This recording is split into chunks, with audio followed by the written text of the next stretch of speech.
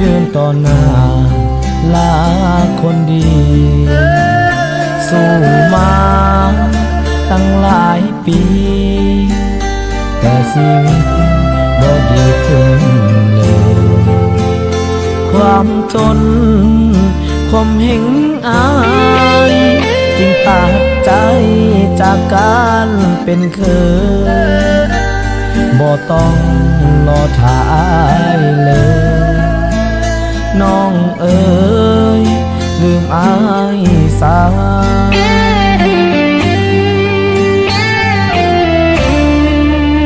เอาไม่เลยบ่ต้องเกรงใจหลีกทางให้สายคนใหม่เข้ามาคิดฮอดสิอดเอายอมกินข้าวบ่ายน้ำตาหักแท้จริงเสียสละให้คนอื่นพาน้องนางก้าวไป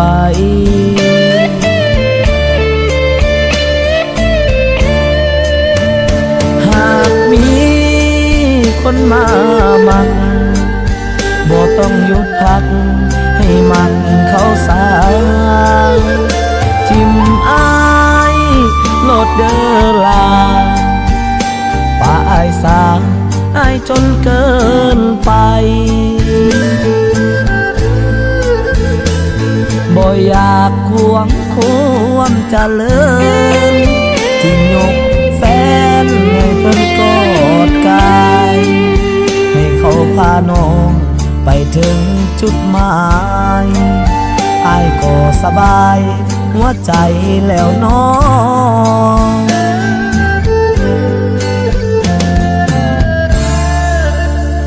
ต่อแต่นี้ระหว่างเฮาคอยและเจ้าต้องจบกันสัญญาและสาบานให้เอามันไปทิ้งลงสูบน้อยลมบ่แห้งจึงพาคำแพงบ่ไปฮอดมองขอยกน้องให้คนอื่นคองให้เขาพาน้องพ้นจากความจน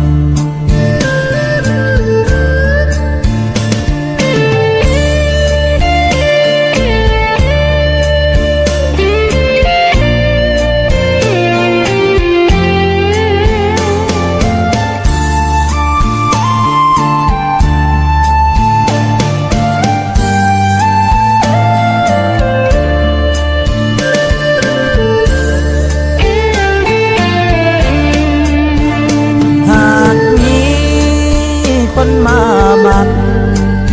บ่ต้องหยุดพักให้มันเข้าสายทิมอายโลดเด้อลาป่าอายสาอายจนเกินไปบ่อยากควงความเจริญที่ยกแฟนให้เพิ่นกอดกายเขาพาน้องไปถึงจุดหมายให้ก็สบายหัวใจแล้วน้อง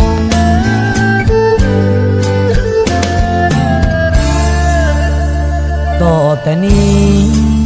ระหว่างเฮาคอยและเจ้าต้องจบกัน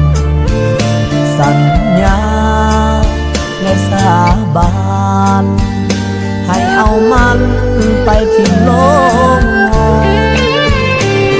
สูบน้อยลมบ่แห้งจึงพาคำแพงบ่ไปฮอดมองขอยกน้องให้คนอื่นคองให้เขาพาน้องพ้นจากความจนจนคิดฮอดอายสิอดทนเพื่อให้คนหักอาย